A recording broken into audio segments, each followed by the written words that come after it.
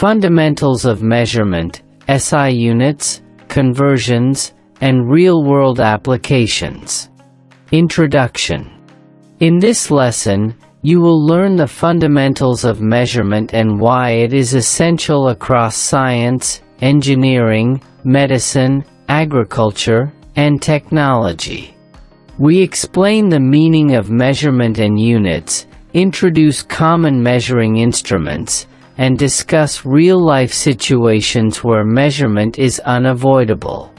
You will also learn the SI base, fundamental, quantities and derived quantities, why every quantity must have a unit, and how to perform unit conversions using SI prefixes, multiples and submultiples.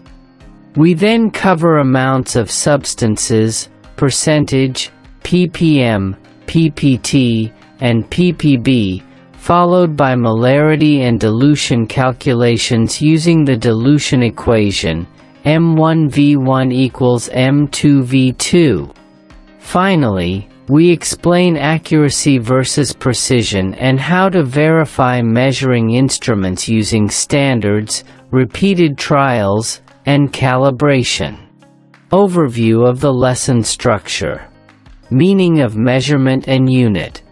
Why measurement is fundamental across sciences and engineering. Some instruments used for measurement. Real-life situations where measurement is unavoidable. Common fundamental quantities and explanation of what each quantity represents. Common derived quantities and explanation of what each quantity represents. Why each quantity needs a unit. Conversion of units. Molarity. Dilution of solutions. Applications of the knowledge of measurement. Verification of the accuracy and precision of measuring instruments. Conclusion. Meaning of measurement and unit. Measurement. Measurement is the process of finding the magnitude of a physical quantity by comparing it with an accepted standard. Unit. A unit is the fixed, agreed-upon standard used as the reference for measuring a physical quantity, e.g., meter for length, kilogram for mass. Why measurement is fundamental across sciences and engineering. Measurement is fundamental across sciences and engineering because it provides objectivity. It allows quantities to be described numerically rather than by vague comparison. It enables accuracy and precision. Reliable measurements ensure experiments and designs are correct and repeatable. Supports scientific laws and theories. Observations and laws are based on measured data. Guides engineering design and construction. Dimensions, tolerances, loads, and performance depend on exact measurement. Ensures quality and safety. Measurement helps detect errors, control processes, and prevent failures. Allows communication and standardization. Scientists and engineers worldwide can share and compare results using common units. In essence, measurement transforms observation into usable knowledge, making scientific discovery and engineering practice possible. Some instruments used for measurement in the field of natural science, engineering, agricultural science, medical science, and technology are as follows. Meter rule measures length and short distances in centimeters and millimeters. Ammeter measures electric current in a circuit, usually in amperes. A vernier caliper measures dimensions more accurately than a ruler. It is used to measure external dimensions, internal dimensions, and depth. Micrometer screw gauge measures very small thicknesses or diameters with high precision. Chemical weighing balance measures mass of substances accurately in laboratory experiments. Sphygmomanometer measures arterial blood pressure in humans. Quadrant measures or samples the population density of plants or organisms in a defined area. Clinical thermometer measures human body temperature. Spectrophotometer measures absorbance or transmittance of light to determine the concentration of substances. Chromatography separates and quantitatively analyses components of a mixture. Goniometer measures angles, especially joint angles and range of motion. Measuring cylinder measures the volume of liquids accurately. Beakers holds, mixes, or heats liquids, provide approximate volume measurement. Conical flasks used for mixing, heating, and holding solutions, especially during reactions. Micropipette measures and transfers very small liquid volumes, L range. Osteometric board measures the length of bones, especially long bones in anatomy and anthropology. Density meter measures the density of liquids, and sometimes gases, directly. Pressure gauge measures the pressure of gases or liquids in a system. Spirometer measures lung volumes and airflow during breathing. Glucometer measures blood glucose concentration. Respirometer measures the rate of respiration or metabolic activity by gas exchange. Soil moisture meter measures water content of soil. Tensiometer measures soil water tension or suction. Hygrometer measures humidity, moisture content of air. Flow meter measures the flow rate of liquids or gases in a system. Real-life situations where measurement is unavoidable. Real-life situations where measurement is unavoidable include a healthcare, measuring body temperature, blood pressure, weight, and drug dosage. Construction and engineering, measuring length, area, angles, and load to ensure structural safety. Transportation, measuring speed, distance, fuel consumption, and time. Commerce and trade, measuring mass, volume, and price of goods, e.g., fuel, food, building materials. Cooking and nutrition, measuring ingredients, portion sizes, and cooking time. Energy and utilities, measuring electricity units, water volume, and gas usage for billing and control. The environmental monitoring, measuring air quality, temperature, rainfall, and pollution levels. These situations show that measurement is essential for accuracy, fairness, safety, and efficiency in everyday life. Common fundamental quantities and explanation of what each quantity represents. Common derived quantities and explanation of what each quantity represents. Table 2 summarizes the derived quantities: area, volume, speed/velocity, acceleration, density, force, pressure, energy/work, power, electric charge, their corresponding standard SI units, and their physical meanings, forming the foundation of measurement in science and engineering. Why each quantity needs a unit. Every physical quantity needs a unit because a number alone has no meaning unless it is tied to a defined standard.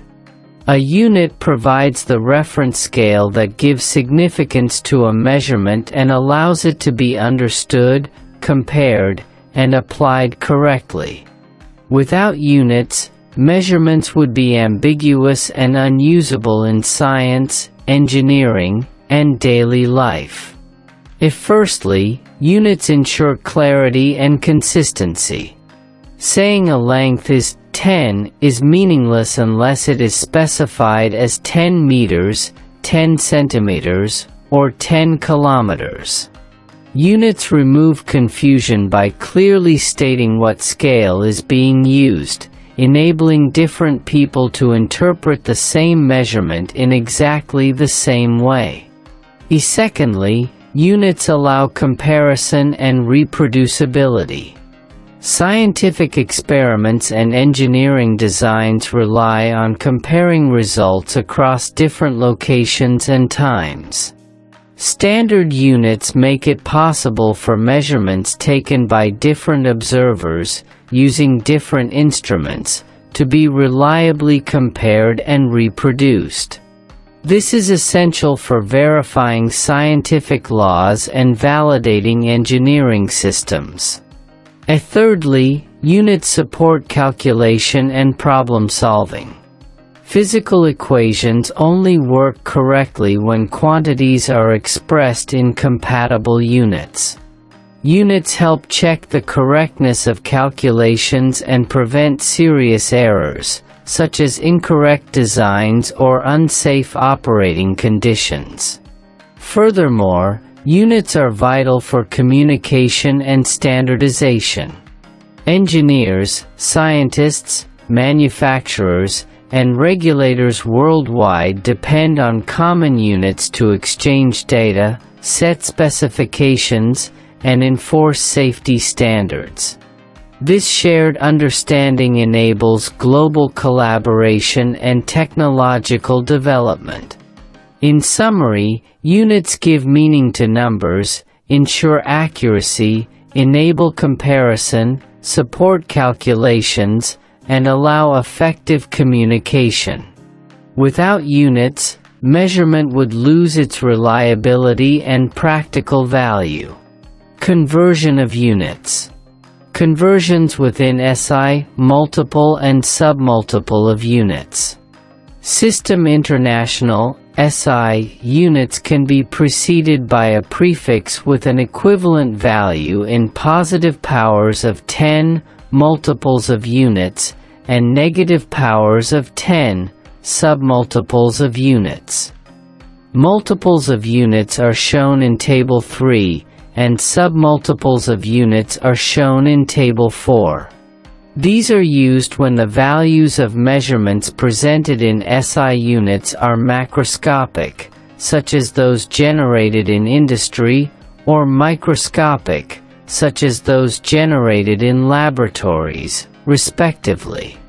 Examples of the use of these units are 3.5 kilometers, 2000 g or 120 kilometers per hour.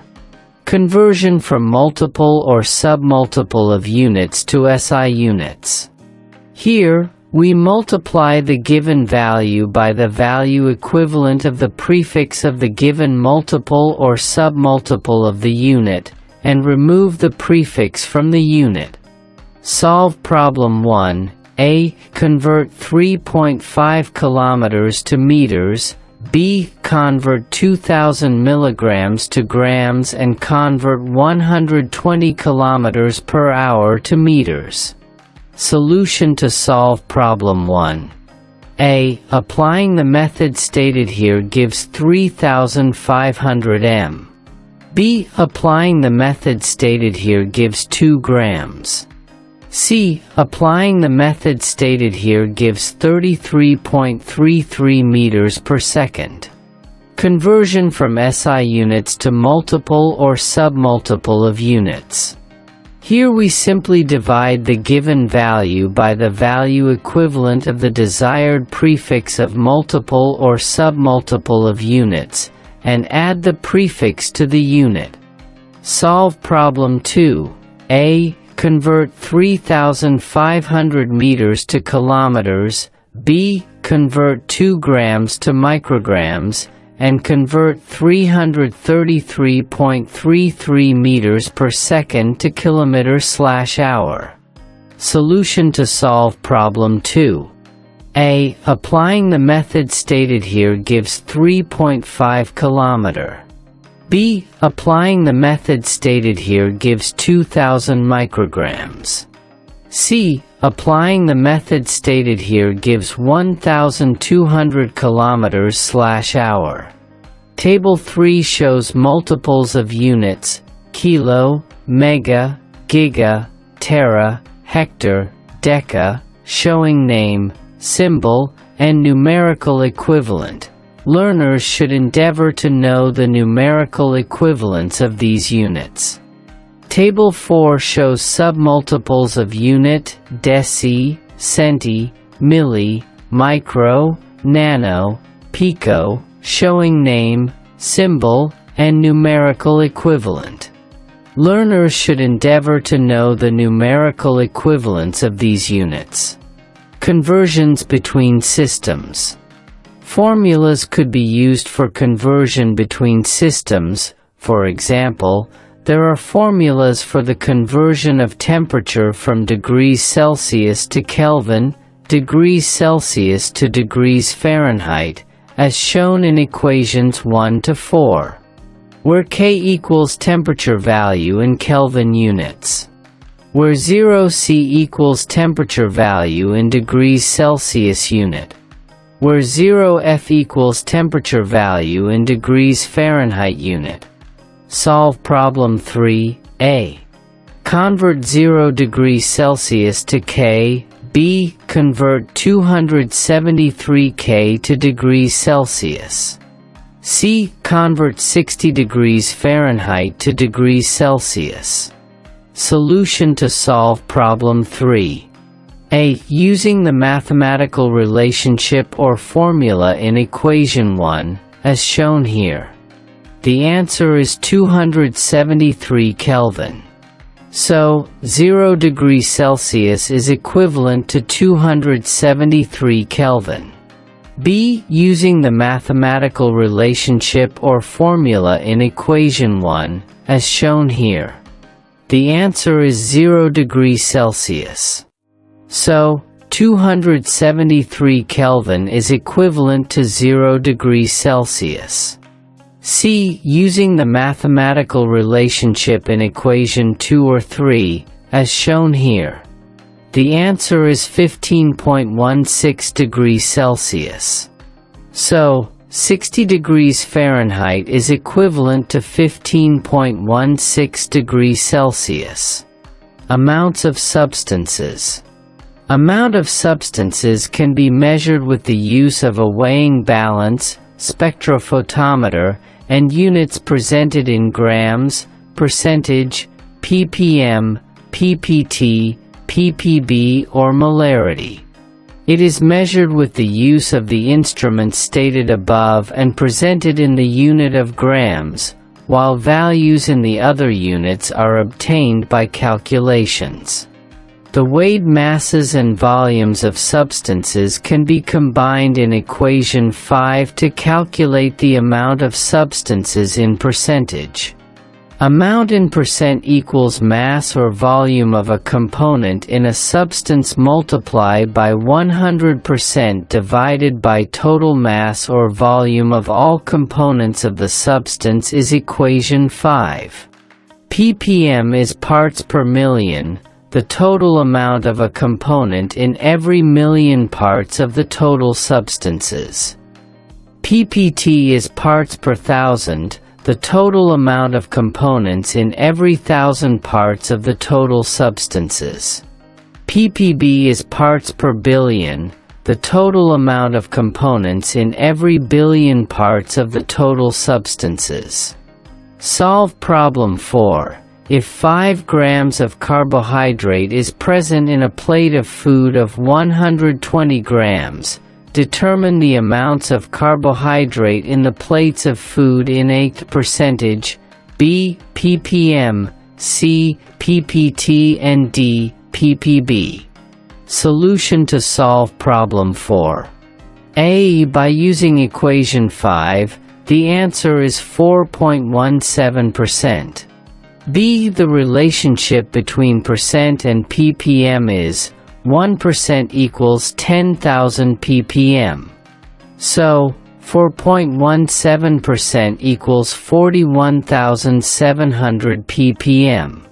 See, the relationship between percent and ppt is 1% equals 10 ppt. So, 4.17% equals 41.7 ppt. D. The relationship between percent and ppb is 1% equals 10 million ppb. So, 4.17% equals 41,700,000 ppb. Molarity. Molarity is the number of moles of a solute dissolved in 1 liter of solution. It is expressed in units of moles per liter, mol/L or m, using the formulas. Molarity, m, equals number of moles divided by volume of solution, unit in, mole per liter, equation 6. Molarity, m, equals mass concentration divided by molar concentration, unit in, mol/L, equation 7. Molarity, m, equals mass concentration divided by molar concentration, unit in, mol/liter, equal. 7. Dilution of solutions. The molarity, as a measurable quantity, can be used to prepare diluted solutions using the dilution equation. N1 equals N2 equal 0.8. M₁V₁ equals M₂V₂ equal 0.9. Where N1, number of moles before dilution, N2 equals number of moles after dilution. M1, molarity of solution before dilution. V1, volume of solution before dilution. M2, molarity of solution after dilution. V2, volume of solution after dilution. Solve problem 5. Practically, let us carry out an illustration on dilution using 20 moles per liter of sugar in 200 liter of fruit juice. Diagram A. B. What concentration is required if the solution is made to 500 liter? C. What volume will be required to dilute the solution to 2 moles per liter? Solution to solve problem 5. A. Using equation 6, as shown here, the answer is 8 moles per liter or 8 molar. B. Using equation 6, as shown here, the answer is 2000 liters. This illustration shows that during dilution, the total number of moles of the solution before and after the process remains the same. Note that if the purpose of this exercise was to reduce the intake of sugar by a person and the person consumes the total volume of the diluted solution, then the person had consumed the same total quantity of sugar at reduced rate of consumption. Applications of the knowledge of measurement. Measurement knowledge finds wide application across many fields and plays a critical role in practical decision-making and safety. In engineering, accurate measurement of dimensions, loads, and tolerances is essential for designing and constructing machines, buildings, and infrastructure. Correct dimensions ensure parts fit together properly. Load measurements prevent structural failure, and tolerances allow for safe and efficient manufacturing despite small variations. In science laboratories, precise measurement of quantities such as mass, temperature, and time forms the basis of experimental work.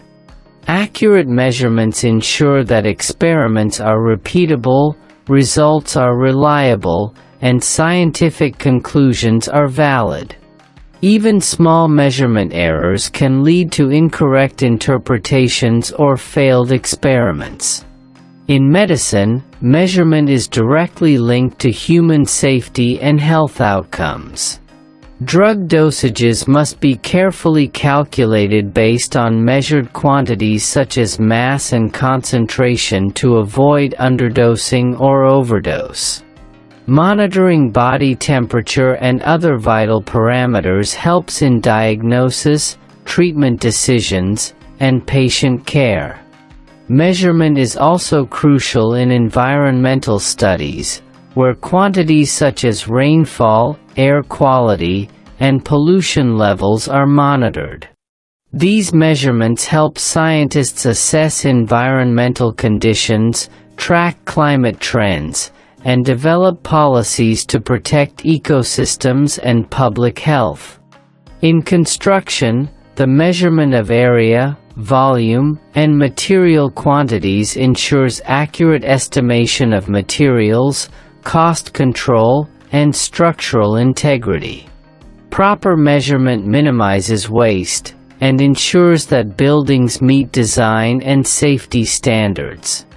Verification of the accuracy and precision of measuring instruments. Accuracy is how close a measurement is to the actual or accepted value, while precision is how consistent repeated measurements are with each other. For example, if a known standard ethanol solution at 80% is measured in equipment A and equipment B, equipment A shows a reading of 75% while equipment B shows 79.95%. Then, equipment B is more accurate in measurement than equipment A. This is a way to describe the accuracy of measuring instruments. Also, to convey precision, we can measure the same ethanol solution with two different instruments several times. If instrument A shows 80%, 79.8%, 79.89% and 79.8%, and another instrument B shows 80%, 75%, 76% and 78%. Then instrument A has a higher precision while instrument B has a lower precision. To verify the accuracy and precision of a measuring instrument, the instrument must be checked under controlled conditions using known standards and repeated measurements. First, ensure proper pre-checks. Clean the instrument, inspect for damage, confirm the correct range, and allow it to stabilize at the test environment, temperature, humidity, vibration. Next, perform zeroing and calibration checks. Set the instrument to 0, or baseline, and verify it reads correctly with no input. Then compare its readings against a traceable reference standard, e.g., calibrated weights for a balance, gauge blocks for a vernier caliper, a standard thermometer bath for thermometers, or a certified voltage source for meters. Use multiple points across the working range, low, mid, and high, because some instruments are accurate only in part of the range. So, the calibration process is the main process that checks for the accuracy, precision, repeatability, and reproducibility of measuring instruments. To test accuracy, measure each known standard value and calculate the error, measured value minus true value. If the error is within the manufacturer's tolerance or your required specification, the instrument is accurate for that point. If not, adjust/calibrate the instrument and repeat until it meets the tolerance. To test precision, take repeated measurements of the same standard, e.g., 10 trials, without changing conditions. Evaluate the spread of results using the range or standard deviation. A smaller spread means higher precision. Also, check repeatability, same operator, same setup, and reproducibility, different operators or days, to confirm consistency. Finally, document everything: reference standard used, conditions, trial data, calculated errors, pass/fail decision, and calibration date.